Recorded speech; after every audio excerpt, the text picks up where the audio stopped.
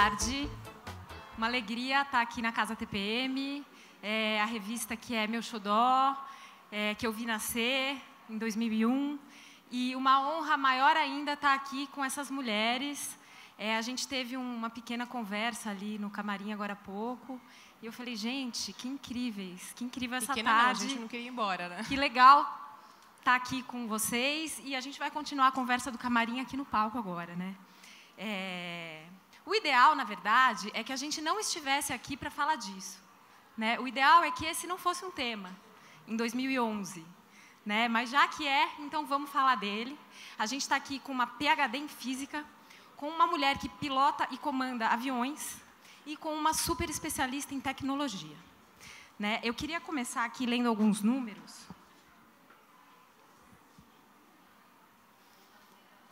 É isso, olha, hoje em dia, esses números são da Forbes. De 197 chefes de Estado, apenas 22 são mulheres no mundo. Entre as 500 empresas com as maiores receitas do mundo hoje, só 21 são comandadas por mulheres. Nos Estados Unidos, apenas 18% dos congressistas são mulheres. Então, quer dizer, a gente precisa falar desse assunto, né? Eu queria contar um pouquinho da minha área. Na minha área, até a Diana é um pouquinho mais, né, jornalista de formação. É muito comum a gente ver mulheres, né? Até assim, nas redações tem muita mulher na minha área da comunicação. Mas eu me lembrei agora de uma entrevista que eu li recentemente com a editora-chefe da Glamour, e ela estava falando justamente sobre isso, que ela ainda fica muito impressionada com a postura que as mulheres têm nas reuniões que ela vai. Então, ela estava falando da diferença em grandes reuniões, quando uma mulher vai sugerir uma pauta ou uma ideia lá para a revista. Ela estava falando que a mulher chega e fala, olha, eu não sei se a minha ideia é muito boa, mas eu pensei em tal coisa. E os homens chegam, olha, gente, eu já sei o que a gente vai fazer, que tal se a gente fizer tal coisa? Né? E é interessante você ver uma editora-chefe de uma revista observar esse comportamento num ambiente que é tão feminino, né? Então, eu fico imaginando como é no ambiente de vocês. Eu queria que vocês contassem um pouquinho, cada uma, o que vocês têm vivenciado aí nos últimos anos. Bom, deixa eu começar, porque a minha experiência acho que é a pior da turma toda aqui. Porque o ITA é masculino e militar. Então, é todo um outro jeito de pensar o resto do mundo. E eu não tenho nenhum pai, avô, nada militar, portanto, eu sou a escória da escória da escória. Todas as ideias que eu dou nas reuniões de turma, entre os professores, entre os meus similares, todas as ideias que eu dou não são boas. Não importa o que eu fale. Caso a ideia seja boa, existe um silêncio, ninguém faz nenhum comentário. Se a ideia é ruim, isso é uma porcaria, você está ficando louca. Aí, eu pego e aplico a minha ideia na minha turma e dá certo. Silêncio, ninguém elogia, nada. Simplesmente não ouvem, não querem saber das minhas ideias. Eu sou muito mamãezinha dos meus alunos, essa é a crítica que eu recebo. Muito mamãezinha dos alunos. Você quer facilitar muito a vida deles. E, na realidade, o que eu trabalho muito é organizar as coisas, para que as respostas venham na direção que a gente quer e que os alunos aprendam aquilo que a gente está programando. Gabriela, a mulher que pilota Boeings. Conta um pouco para a gente como é que tem sido aí a sua rotina e a sua vida e o ambiente de trabalho que você está inserido. Então, na aviação comercial... Gabriela, fala quantas pessoas cabem num Boeing que você dirige, para todo mundo perceber que a coisa é importante mesmo. Então, a configuração máxima são 189 pessoas, sem contar com quem está com criança de colo, né? Daí são mais. O que acontece? Na minha profissão, eu posso dizer que é bem justo. Uma comandante ganha o mesmo que um comandante. O nosso salário é variável, é em função de produtividade. Eu tenho um salário fixo e o resto é o que eu produzo. Como qualquer outro piloto da companhia, o que eu produzir vai refletir no meu salário. Se eu voar mais, eu ganho mais. Se eu voar menos, eu ganho menos. E é igual. Nesse ponto, eu não tenho o que falar. Talvez, assim, em chefia, né, na companhia aérea, em cargos de chefia, de equipamento, chefe dos pilotos, enfim, nessa parte, tenham poucas mulheres ainda. Mas talvez seja o reflexo do que acontece. Somos 2%. Quando eu entrei, era menos de 1%. Hoje a gente está falando de dobrou, né? Somos 2% do universo de pilotos, né? E cada vez está aumentando mais. Cada vez que tem um curso, uma admissional na empresa, eu vejo mais meninas entrando. Eu acho que esse tabu está caindo, está cada vez mais as gurias estão percebendo isso.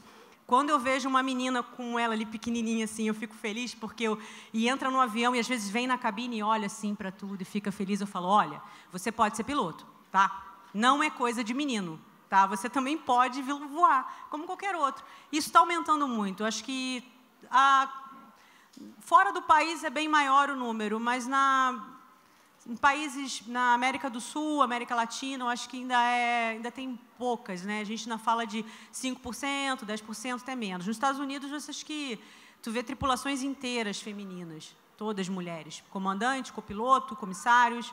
E aqui na empresa onde eu trabalho, isso já acontece também. Não só em dia comemorativo, o Dia da Mulher. Não é só isso. A gente também vê voos, às vezes, que calha na escala e a tripulação inteira feminina. E normal. Eu acho que isso está caminhando para cada vez mais ser igual. E eu acho sensacional, né? Normal. Tem que ser normal, né? É por aí.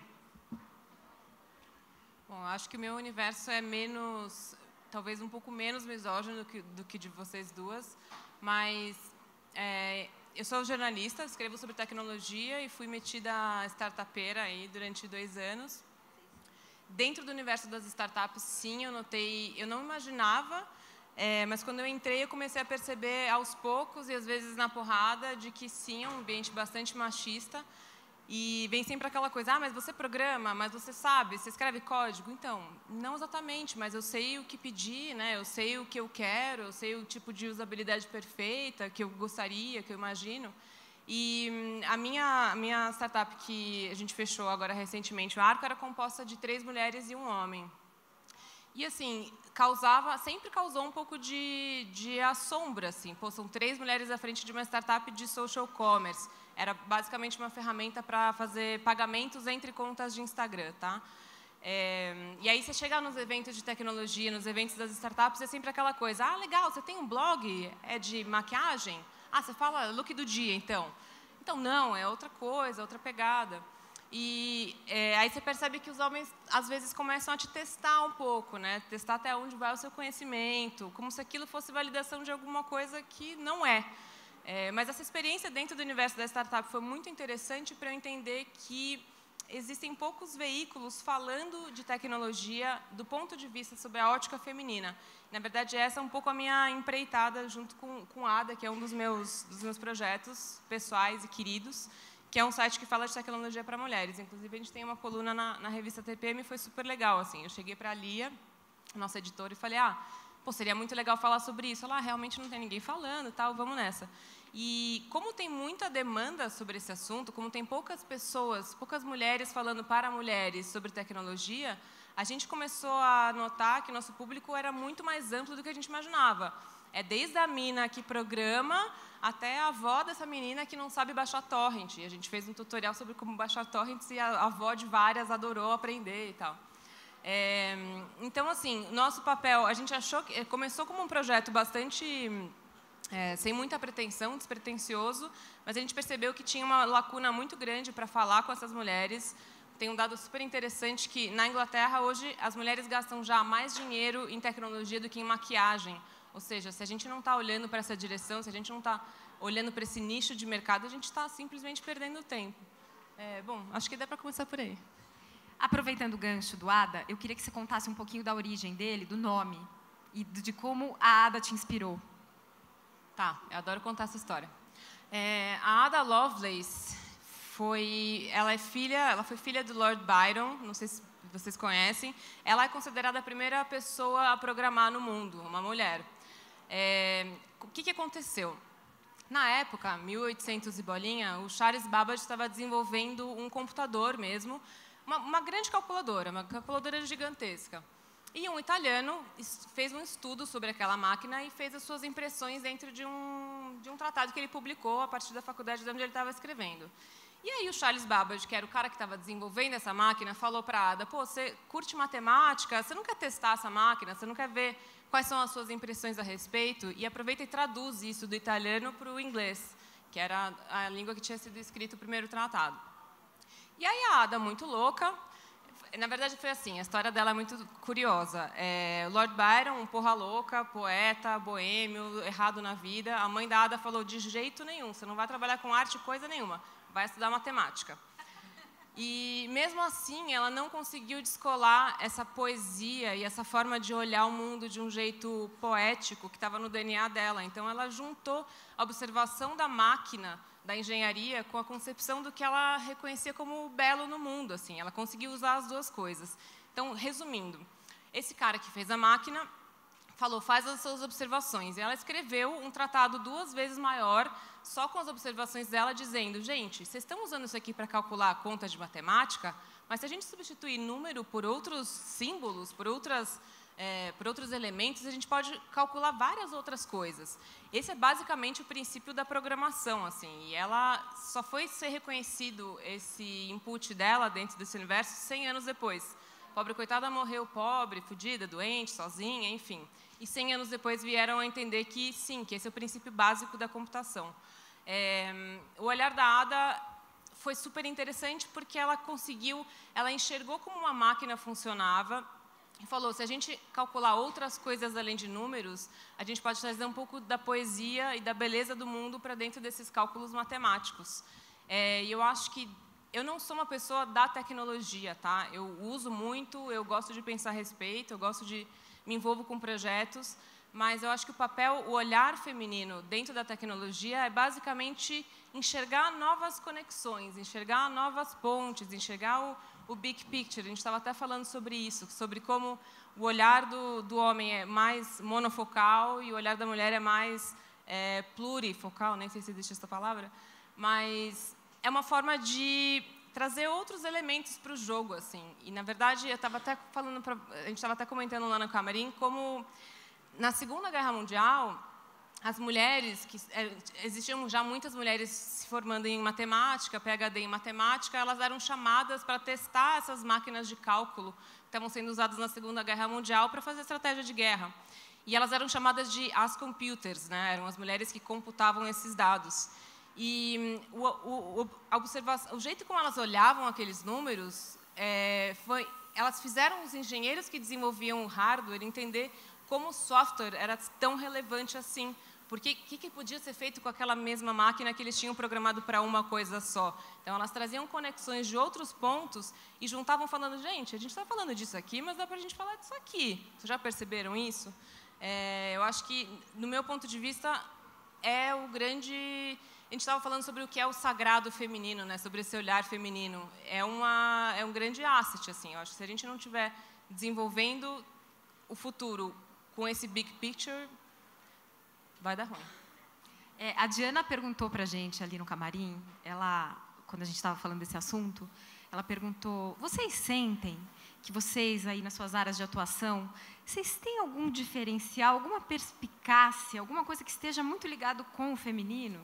Eu respondi que sim, mas é muito difícil de explicar isso.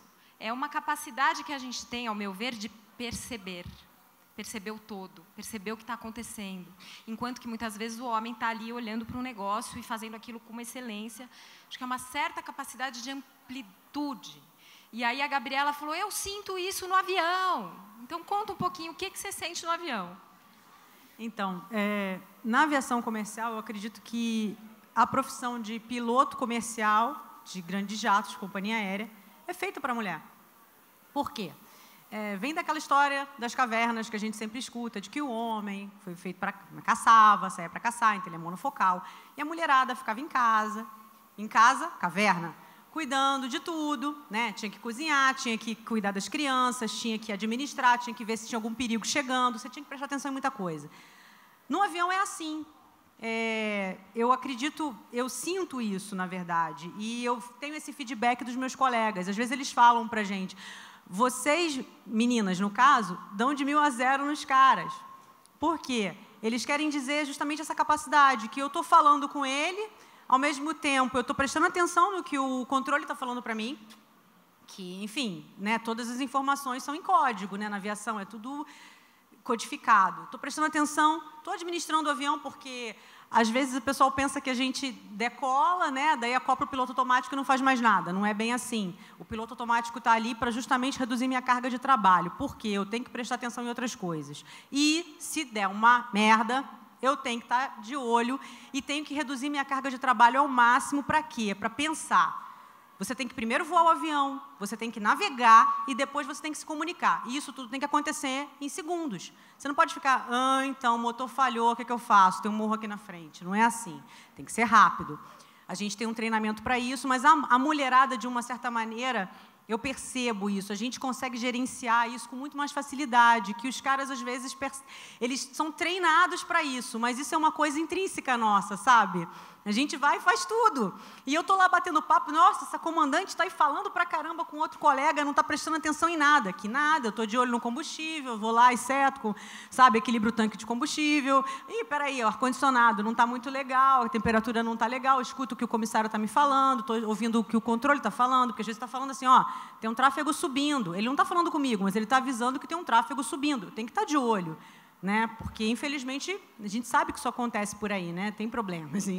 Enfim, é isso. Eu acho que a mulherada a gente gerencia e administra melhor. Não sei se isso é decisivo ou se isso é o critério primordial. Não é por aí, mas eu acho que é um dom das mulheres. Eu acho que a gente se sobressai nesse sentido, sabe? É bem legal. A Diana ainda me perguntou, você vê nisso uma vantagem? Eu falei, vantagem não exatamente, mas eu sei que é um saber nosso, assim. E discordo absolutamente do pejorativo, ela é malabarista, ela faz isso, ela faz aquilo, e ela é mãe.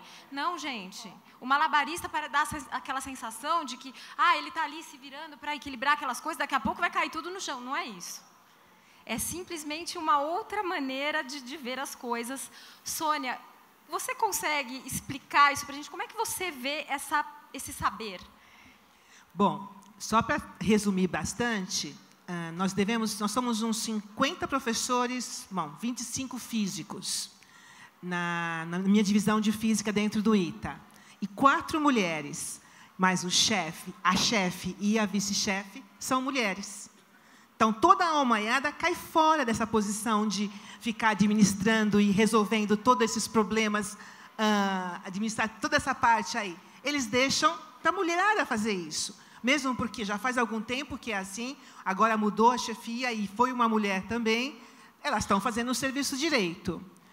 Por outro lado, para valer a pena para a gente tem que estar publicando, participando de congressos internacionais, dando aulas em lugares importantes, viajando muito. Portanto, eles não querem também pegar essa posição de chefia, porque atrapalha na carreira deles. Então, é uma faca de 2 gumes. Vamos deixar a mulherada fazer isso, porque elas gostam, elas são capazes, elas conseguem resolver o problema. E nós não vamos fazer, porque a gente vai cuidar da carreira da gente.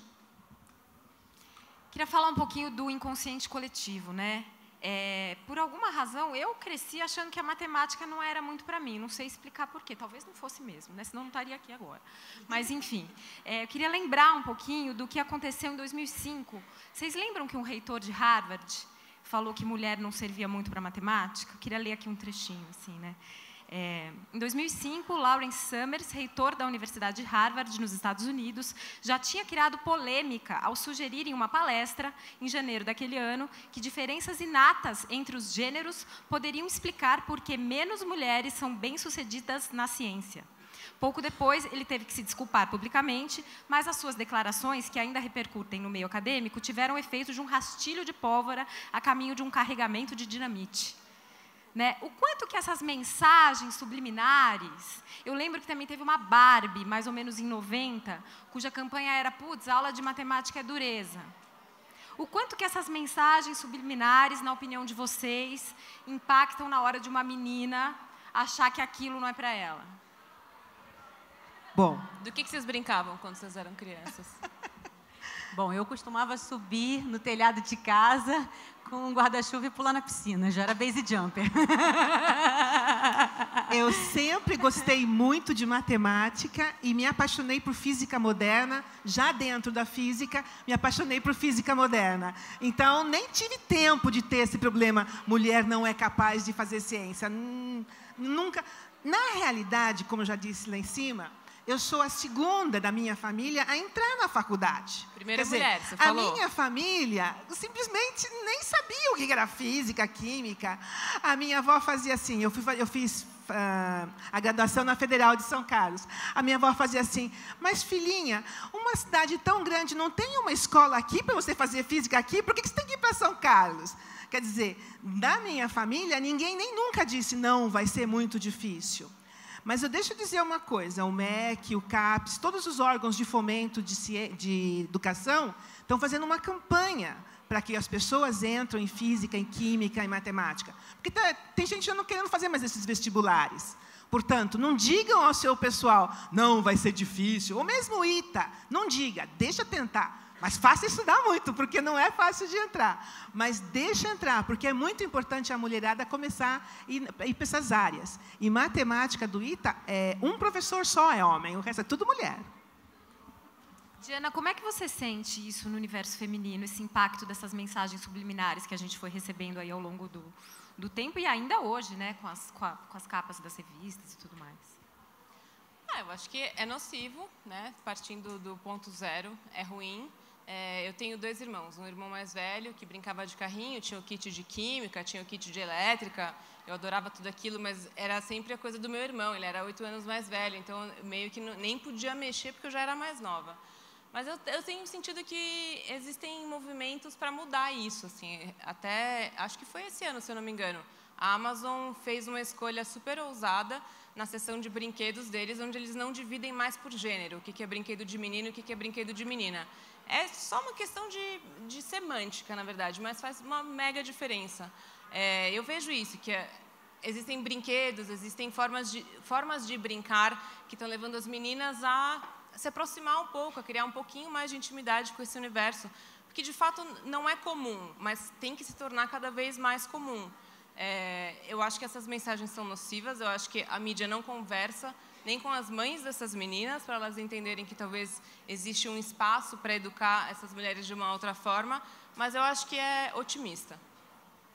Gabriela, conta um pouquinho a história de quando você contou para o teu pai que você queria ser piloto. Bom, então, eu cheguei um dia, eu sempre quis, né, voar, sempre tive essa ideia. Minha mãe fala para mim, hoje eu tenho feedback da família. Quando você era pequena, eu ia para a janela e falava assim, olha o avião. Eu estou achando que era o avião, né, aquela coisa era olha o avião, eu ficava olhando, realmente era assim que eu comia. Eu não sabia dessas coisas, mas a minha mãe, eu sempre quis mesmo. Eu falava que quando eu era pequenininha, eu falava que eu queria ser astronauta. Daí virei piloto. Mas eu cheguei para o meu pai um dia e falei assim, isso com meus 18 anos já, 17 para 18. Falei, pai, eu quero ser piloto. Eu decidi, eu sei que é difícil, eu sei que não tem muita mulher por aí, mas eu decidi que eu quero ser piloto. E meu pai olhou para mim assim e encheu os olhos de lágrimas e falou assim, filha, você está realizando o meu sonho.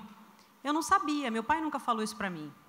E eu fiquei emocionada também. Meu pai faleceu no ano passado, é uma lembrança que eu vou carregar para o resto da minha vida, e ele sempre ficou do meu lado, porque não é fácil.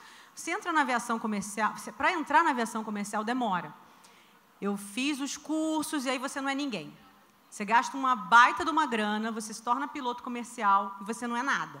Aí eu fui trabalhar num aeroclube, ganhava menos de R$200 por mês, às vezes, era uma baita de uma crise, o país estava parado, não tinha contratação.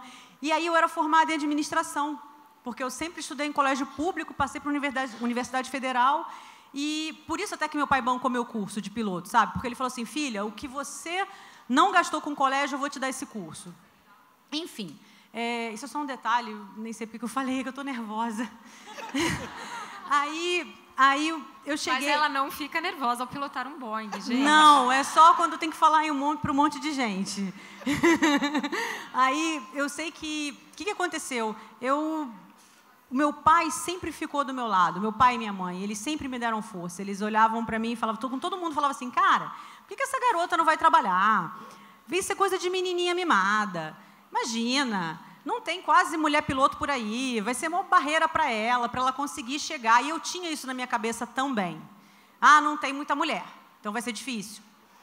E meu pai e a minha mãe, a minha família ali, o núcleo mesmo, sempre ficou do meu lado, sempre me deram força e falaram, não, filha, continua. E eu lá, camelando, né, dependendo de grana do pai, da mãe, para continuar. E eu já estava trabalhando. Quer dizer, eu demorei 4 anos para conseguir um emprego na minha primeira companhia aérea. Aí, depois que eu virei copiloto numa companhia aérea na época, nossa, eu virei o orgulho da família. Isso é muito louco, sabe? E eu ficava com essa cobrança pessoal, eu sempre me cobrei muito. E eu falei, não, eu não vou desistir. Porque eu sabia que se eu entrasse para o mundo corporativo, se eu aceitasse um estágio na minha área de administração, eu ia me encantar. É óbvio, é legal também. Você tem desafios, você, né, trabalha no ar-condicionado, bonitinha, arrumadinha, maquiada, né? Eu não, eu voava com macacão, vivia suja de graxa, suava que nem uma condenada. No verão, imagina, Rio de Janeiro, 40 graus, eu dentro de um avião com aquela capota fechada, fedendo, entendeu? Não tinha nenhum glamour. E eu falava, não, cara, eu vou conseguir, eu vou conseguir. Eu juntei as horas de voo e consegui entrar numa companhia. E depois não saí mais. Hoje eu estou na minha 3ª companhia aérea e fui promovida a comandante nessa empresa. Mas, assim, é o que ela falou. Existe muito essa mensagem subliminar de que a gente não consegue ou é difícil. Eu tive contato com algumas pessoas que eu digo que são anjos que caíram na minha vida, que falaram assim, cara, só depende de você. Tem pouca mulher? Tem, mas na hora que você prestar lá a seleção e você for igual a qualquer, passar, beleza. E é assim até hoje, é verdade. Eu percebo isso na minha área.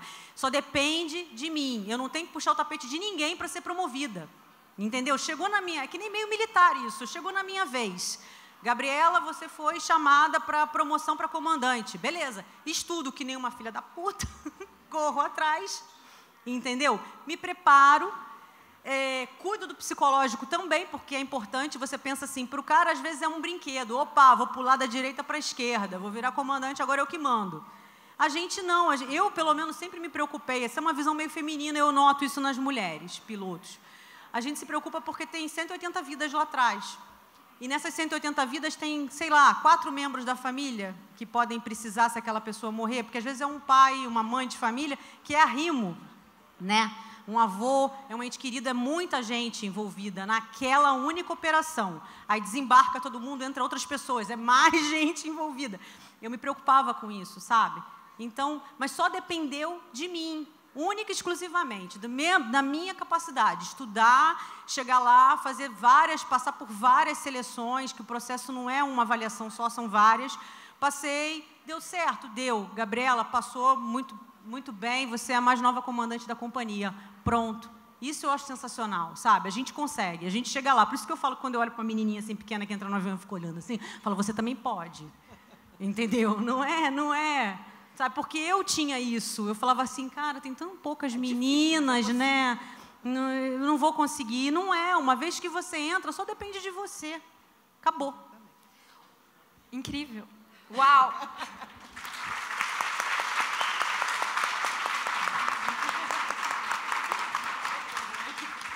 Ô, Sônia, e nos teus ambientes aí de pesquisa, de aula, de universidade, assim, 98% masculinos? Até o ano 2000, mulher não podia nem prestar vestibular do ITA. Não podia, simplesmente não podia nem entrar. No primeiro ano, entraram 3 meninas, entraram 120 rapazes, entraram 3 meninas. A número 1, a melhor daquele ano, foi uma menina. O ano passado, a melhor do ITA inteirinho, que se formou, 2013, a melhor aluno do ITA inteirinho, a melhor nota, a melhor trabalho, o melhor tudo, foi mulher. Eles seguraram o ITA fez 61 anos agora, eles seguraram por 50 e poucos anos, nunca deixaram entrar as mulheres. As mulheres começaram a entrar e já estão tomando conta. As mulheres também já podem entrar na academia de pilotagem. Tem pouca mulher nessa história, porque a mulher nunca pôde, não deixavam nem fazer o exame. Bom, agora já se formaram 3 meninas, há uns 2, 3, 4 anos atrás. Portanto, daqui uns 20, 25, 30 anos, vai ter a primeira brigadeira. E vou falar brigadeira, porque não tem a palavra até agora, porque não tem nenhuma do sexo feminino. Mas daqui a uns 30 anos vai ter a primeira brigadeira. Isso vai ter que ser histórico, porque antes elas nem podiam entrar. Na academia também, as meninas estão se estão se sobressaindo sobre os meninos, também na academia, na pilotagem militar. Quer dizer, não dá nem para falar em percentual, porque realmente é muito pequeno. Mas elas estão chegando e estão mudando a história. Elas estão se sobressaindo, estão sendo as melhores. O céu é o limite, eu diria agora. Só não segurarem, né? Tem que permitir que façam o vestibular mesmo. Gente, eu queria perguntar para vocês, como vocês podem ver, a gente está falando com 3 mulheres lindas e super estilosas. Em algum momento da carreira de vocês, vocês se pegaram querendo, de alguma maneira, esconder a feminilidade de vocês ou o estilo de vocês para chegar numa reunião onde vocês sabiam que ia ter um monte de homem ou onde você ia ter que chegar numa sala de aula no começo do semestre com um monte de marmanjo, ou você, Diana, nessas suas reuniões aí com o pessoal das startups, com os investidores e tal. Alguma vez isso aconteceu com vocês? Eu começo? Eu só vou com florzinha na cabeça ou qualquer coisa assim lá para o finzinho do primeiro mês. Porque, de primeira mão, eles não acreditam que eu saiba física, que dirá se for qualquer coisa. A minha turma do ano passado entrou, eu tenho um filminho, eu estou numa série de YouTubes e tudo mais. Eu sempre participo desse tipo de coisa e saio no YouTube.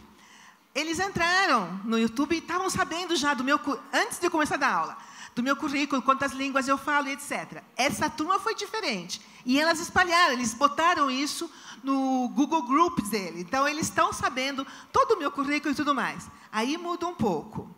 Mas já ouvi reclamação, tipo, a professora Sônia chama muita atenção para ela mesma, para o corpo dela, porque eu não abdico das cores, por exemplo. Eu não vou ficar de preto, marrom, cinza, isso simplesmente porque não é meu estilo. As cores eu mantenho.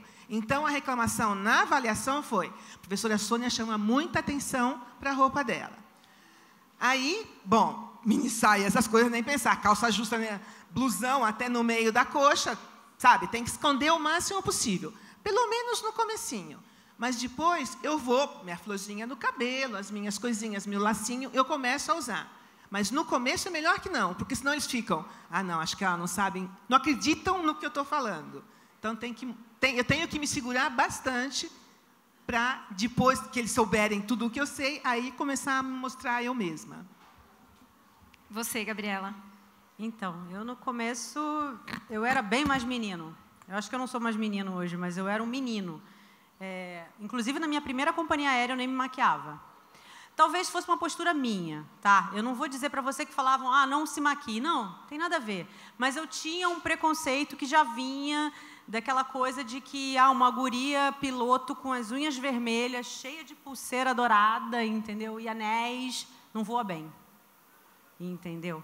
Então, na minha época de aeroclube, que eu dava instrução de voo também, eu me vestia que nem um jogador de futebol. Eu botava aquele bermudão, entendeu? Eu tinha meus 20 e poucos anos, sempre fui de esporte, então eu era super malhada, eu escondia, literalmente. Escondia a perna, escondia a bunda, escondia o peito, escondia tudo.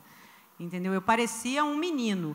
Até hoje eu tenho alguns hábitos. Eu estava olhando para as meninas, todo mundo de unha pintada. Eu não tenho unha pintada porque eu tenho alergia. Mas, assim, hoje em dia eu gosto de me maquiar. Eu mudei muito o meu comportamento. Eu acho que hoje eu estou muito mais confiante e em paz com a minha condição de ser mulher e pilotar um avião. E hoje eu não vejo mais com, de repente, o preconceito que eu tinha no começo de olhar uma guria toda maquiada e falar, puta, essa mulher deve voar mal pra caramba, entendeu? Não tem isso mais. Eu acho que você tem de todos os tipos. E tem gurias na minha empresa lindíssimas, assim, que eu falo, podiam ser modelos. O que elas estão fazendo aqui pilotando avião? Entendeu? Porque são lindas, entendeu? É aquela coisa que você fica assim... Eu fico olhando assim, falando, nossa, como essa garota é bonita, sai de perto de mim, entendeu? Eu sou o comandante do voo, sai daqui, se tranca no banheiro. Que é linda, entendeu? Entra um passageiro na cabine para conhecer, fica só olhando para ela, assim. Eu falo, brincando, mas é bem isso que acontece, assim. Eu vejo, hoje, está todo mundo muito mais em paz, assim, com a sua condição. Quer ter cabelo curto, tenha. Quer ter cabelo longo, tenha. Quer ser loura, quer ser morena. Quer, assim, me encher de pulseira, de badulaque para voar, use. Não quer? Beleza também. Está todo mundo em paz hoje. Eu acho que essa parte... E até a minha visão mesmo, talvez, né, tenha mudado muito. E eu me sinto feliz, assim, de hoje me sentir tranquila. Eu não preciso mais ser o menininho, sabe? Para ficar provando para todo mundo, olha, eu sei voar, eu sei voar. Uau. Melhorou muito. Diana? Eu nunca me... Talvez eu acho que o meu universo seja o mais heterogêneo dos três. Nunca me peguei pensando nisso, mas é claro que rola essa coisa inconsciente de... estou indo encontrar com o investidor, vou um pouquinho mais arrumadinha, um pouquinho mais executiva e tal. Mas eu tenho uma coisa que conta muito contra mim, que é, eu sou ciclista, então eu chego nas reuniões de capacete, de luvinha, não sei o quê, e já rola aquela cara de, tipo, você veio de bike, você tá tudo certo, né? Por que você não pegou um táxi? Mas, enfim, na verdade eu não ligo muito para isso, assim. Eu acho que eu comecei a entender que o ser diferente dentro de um ambiente é interessante para eu não me sentir diferente, mas me sentir especial. Eu acho que tem coisas que a minha postura, a forma como eu me visto, a forma como eu converso, já comunicam muito da minha intenção, dos meus valores. Então, eu acho que já é assim, já separa o joio do trigo, entendeu? Se você não for com a minha cara, meu amigo, a gente não vai continuar fazendo negócio. Boa. Eu quero perguntar para vocês, assim, simples assim. Vocês percebem, cada uma aí na sua área, existe alguma diferença entre a mulher fazendo um cálculo, a mulher mexendo ali nos comandos, nos botões, na tecnologia do avião, e uma mulher pensando em programação? Vocês notam diferença na hora que tem 2 alunos teus, Sônia, resolvendo lá um cálculo? Existe ou não existe? Nenhuma diferença. A inteligência é a mesma. Às vezes, as mulheres têm uma visão mais ampla e os homens são um pouco mais práticos. Mas o resultado final, os dois chegam da mesma forma. Nem dizer que um chegue mais rápido do que o outro, seria até uma injustiça, porque cada um tem a sua forma de ver a coisa. E as mulheres são mais aplicadas, elas gastam mais tempo estudando. Os meninos nem tanto, eles querem a coisa rápido, resolver rápido e andar rápido com a história. Mas, no final, os dois conseguem bons resultados. Bom, na minha área, eu também acho que, no final, a pilotagem acaba acontecendo da mesma maneira. Óbvio que tem diferenças de gerenciamento, cada um tem sua maneira de pilotar. A gente recebe uma cartilha. Quando você entra numa companhia aérea, existe uma regra, né? Uma cartilha. É tudo, até a maneira como você põe a sua mão no determinado botão, existe um procedimento para isso.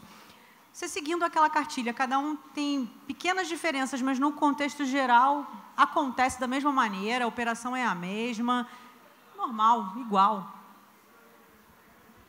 Dentro da minha área, eu acho que tem diferença, sim. Para começar, nos salários, que isso é bem dispar.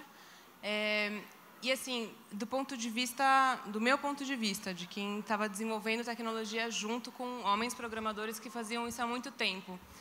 Nós 3 mulheres que éramos as sócias do Arco, a gente tinha uma visão um pouquinho mais profunda sobre a experiência do usuário. Como é que o cara vai se sentir lá dentro, como é que o cara vai ser acolhido, como é que ele vai usar. Eu sentia que, do ponto de vista do 1/4 masculino da sociedade, era meio, vamos pôr na rua e a gente vê o que acontece. E a gente era mais, não, mas calma, mas isso aqui não está perfeito, vamos melhorar isso aqui porque está integrado com aquela outra história. Eu acho que tem uma diferença, sim, mas eu acho que não é uma diferença, é uma complementariedade. Para finalizar, está chegando aqui o fim do nosso papo. O que vocês acham que toda essa galera que está aqui, entre público da TPM, formadores de opinião, vários moços que quiseram vir para ouvir, para sentir, o que cada um de nós pode fazer para não só não contribuir mais com essas mensagens subliminares de que a mulher não é capaz de ser uma boa cientista, uma boa matemática, de lidar com tecnologia, mas o que a gente pode fazer para incentivar a moçada a entrar nessas áreas? Bom, quando os vossos filhos, irmãs, todo mundo que começar, eu quero fazer o ITA, ou eu quero ser astronauta, eu quero ser... Deixa, avisa, tem que estudar porque é difícil, mas deixa a pessoa ir para aquilo que ela quer. Todos os países desenvolvidos são desenvolvidos porque eles são desenvolvidos em tecnologia, não porque eles plantam um monte de arroz, feijão e banana. Então, tem que ter um incentivo para ir para essa área. É só desse jeito que o nosso país vai ser desenvolvido, não vai ser de outra forma. Não tem como ser de outra forma. Portanto, tecnologia é importante, temos que deixar o pessoal ir para essa área, fazer os desenvolvimentos, descobrir coisas novas, mudar a cara daquele monte de milionários, zilionários, de Google, de Facebook, etc. Botar umas mulheres nessa área, deixar mais feminina a cara desse pessoal, e é fazendo tecnologia que isso vai acontecer. Então, não tenham preconceito, não é nem difícil. Ela só parece difícil porque todos aqueles nomes complicados. Mas dá uma olhadinha, não é complicado. Tem que se lançar e não tem outra opção, porque é assim que vai ser. O futuro é esse. Não vai ter jeito. Bom, eu continuo seguindo o que eu costumo fazer, né? Quando eu vejo uma menina, eu falo que, enfim, eu falo que foi a minha experiência, né? Eu falo, olha, não é só de menino isso aqui, a minha carreira, enfim. Eu não tenho filhos, mas se tivesse também, ia incentivar. Se o meu filho quisesse ser bailarino, ótimo. O que tem, entendeu? Se a minha filha quisesse ser do BOP, tá bom, vai lá, filha. O BOP é perigoso, tá? Mas, beleza, entendeu? Somos iguais, é o que você falou no começo, né?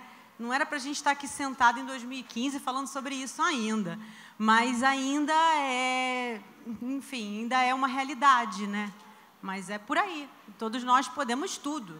A gente tem que explorar as nossas capacidades. Eu cheguei onde eu queria. Eu já estou procurando uma nova montanha para escalar, entendeu? Eu já estou pensando aqui, de repente, eu vou, sei lá, um dia largo a aviação, resolvo investir na maternidade ou não, vou ser velejadora, vou rodar o mundo por aí. Eu estava falando isso com ela, nos bastidores ali. Estava falando, então, os filhos, sobre essa coisa, porque, para mim, uma vez, olha, eu vou falar uma coisa que agora acho que me veio e acho que tem tudo a ver. Uma vez, uma pessoa no Facebook fez um comentário assim: que preconceituoso, porque era a empresa que eu trabalho, estava falando que costumava colocar as gurias da manutenção para limpar o para-brisa, porque achava que elas tinham mais cuidado com o para-brisa. E alguém fez um comentário, né, tinha que ser aí nessa companhia, porque na companhia fulano de tal, a mulherada da manutenção faz isso, cuida de motor, cuida de aerodinâmica, vai cuidar diretamente dos flight controls, não sei o que, não vai ficar limpando o para-brisa. Aí eu falei assim, eu fui lá, eu me indignei com aquilo. Falei, para tudo. Olha, eu sou comandante dessa companhia. Nessa companhia tem mulher que limpa para-brisa, mas tem mulher que cuida de motor, tem mulher que cuida que faz o tratoramento para mim, entendeu? Do avião. Qual o problema da mulher limpar o para-brisa? Eu não tenho nada contra em lavar um banheiro. Eu tenho que lavar banheiro. Eu falo, eu sou comandante de Boeing e lavo o banheiro quando chego em casa. Não, entendeu? Acontece, cara, sabe? A moça a minha secretária às vezes não me falta, Gabriela, tô com dor não sei aonde. Tá bom, fica em casa, Cida. E lá vou eu tenho que encarar. Passa aspirador, e qual o problema? Isso tem algum problema? Eu não vejo, sabe? Na boa, são todos os trabalhos, são dignos. É por aí.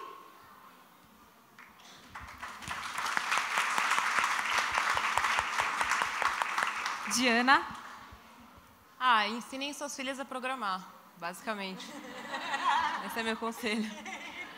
Obrigada, e que tenhamos todos aqui muita consciência nos próximos anos. Consciência em cada palavra, em cada matéria, em cada post que vocês fizerem nas redes sociais. Consciência, é isso.